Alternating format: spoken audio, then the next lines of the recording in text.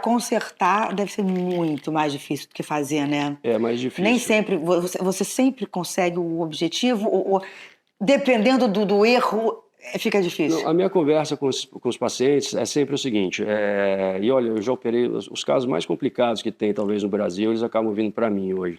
E eu te falo, a minha conversa é sempre o seguinte, olha, eu garanto que a gente vai conseguir melhorar entre 80% e 90% nessa cirurgia. Pode ser que eu melhore 100% nesta cirurgia. Se ficar qualquer imperfeição, esses 10%, 15% que falta, a gente faz um refinamento.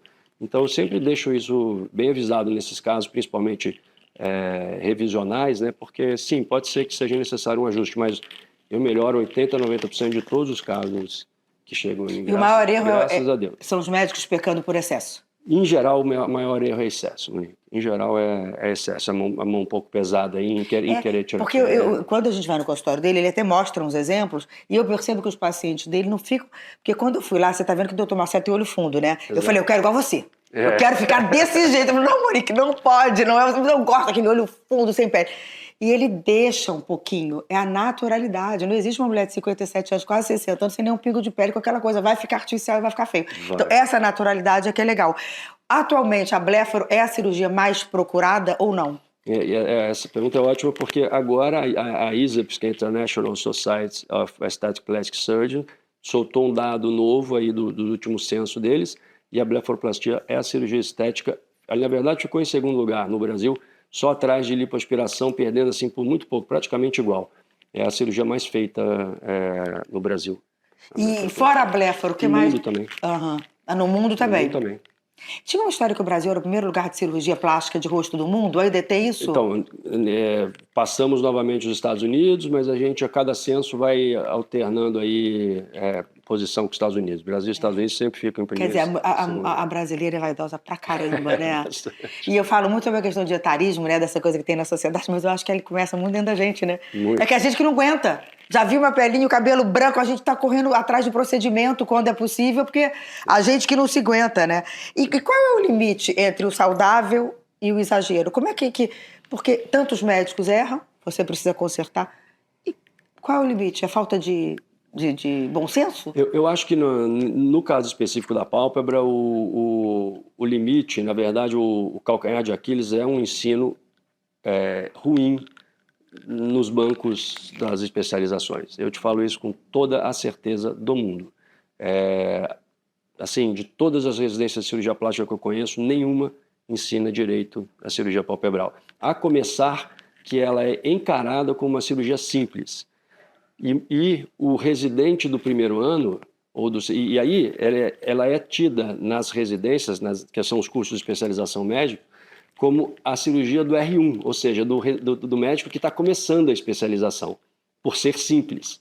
E esse médico, ele aprende com o R2, que é o cara que está na metade da especialização. Ele normalmente é uma cirurgia que o staff, que seria o professor, ele nem está muito por perto, porque eles encaram isso como uma coisa simples. E aí, sim, eu converso com muitos residentes, eu tenho um curso de cirurgia de pálpebra, então eu sei um pouco desse mundo. Todo mundo fala a mesma coisa, que assim, não tem uma pessoa, um ensino realmente de qualidade nos bancos das escolas. Eu vejo que esse é o calcanhar de Aquiles dessa cirurgia. E qual que você mais gosta de fazer? É a blefaro.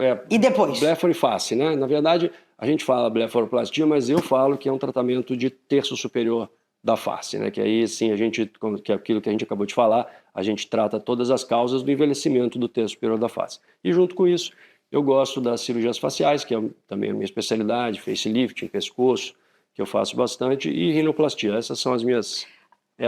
Hoje em dia, o tal do mini lifting, quando a pessoa está envelhecida só aqui, hoje em dia você puxa tudo, você ainda tem que cortar a orelha toda, tem que fazer, ou existe um método mais? Porque isso vai evoluindo muito, a gente vai vendo que cada vez mais, antigamente, a pessoa que fazia um olho ficava com o olho horroroso durante o tempo. Hoje a gente sabe que é muito mais simples. Sim. Aqui também existe uma técnica mais simples do que sair com aquele capacete. Eu falo isso que eu já fiz, um mini lift com 50 anos. Só essa partezinha aqui, né, que eu fiz até com o doutor Roberto Sebastião.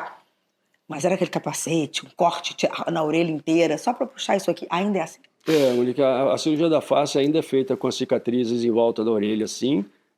O capacete a gente usa no primeiro dia pós-operatório apenas, a primeira noite, e no dia seguinte já não usa mais. O que mudou nos últimos anos aí na cirurgia do facelifting? Hoje em dia a gente consegue, a maioria dos cirurgiões de face que eu conheço, assim, que se dedicam bastante, trabalham no que a gente chama de plano profundo, né? Então a gente tem menos descolamento da pele, do músculo, e isso é legal porque desvasculariza menos a pele, a gente tem menos tensão na pele, as cicatrizes ficam muito boas, e a gente trabalha mais abaixo da musculatura, e isso traz um resultado natural e mais duradouro para o facelift. Assim, em relação à duração do resultado, os planos profundos eles têm um resultado melhor aí do que os que trabalham. Porque eu vejo pessoas que fizeram já com 10 dias, com 15 dias, já saindo na rua, já bem, né? Eu lembro quando mamãe fez... Você lembra de um cirurgião plástico chamado Rogério Carrato? Que era muito famoso, era o Pitanguinho e o Carrato. Ele já faleceu. Já faleceu. Mamãe na época fez, meu Deus, ela ficou com aquele capacete em casa uma semana, ficou um monstro, um mês. Hoje em dia, ó... A cirurgia era muito mais agressiva, você quando descola bastante a pele, você tem mais edema, porque os linfáticos ali, eles estão no subcutâneo, aí você acaba interrompendo mais essa drenagem linfática e tal, então você leva a mais edema. Quando você traciona a pele, você leva mais, você traciona muito, né? Antigamente tracionava-se muito a pele, também leva mais edema. A minha média hoje, meus pacientes eles ficam inchados aí os primeiros 4, 5 dias, em geral com 12, 13 dias tirei todos os pontos, o paciente consegue passar uma maquiagem básica assim, ter uma Com vida... óculos, uma coisa e...